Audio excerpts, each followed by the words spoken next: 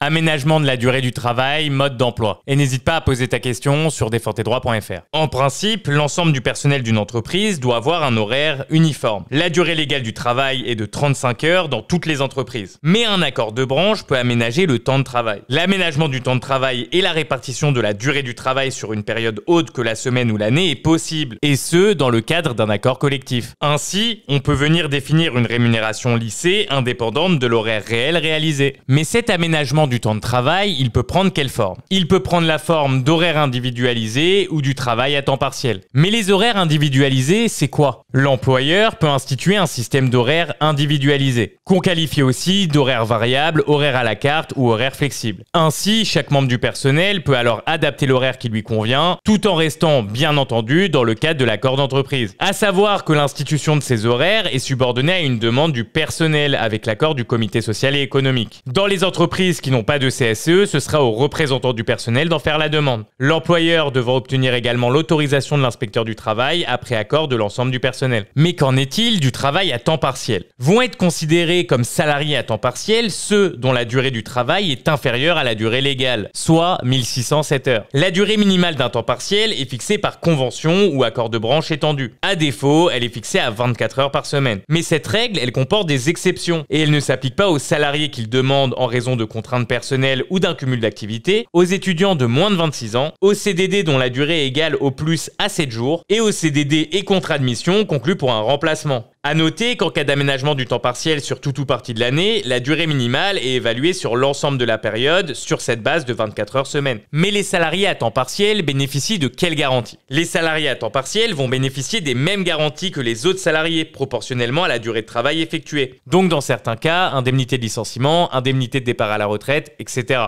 Si t'es resté jusqu'ici, marque partiel en commentaire et me remercie pas, abonne-toi.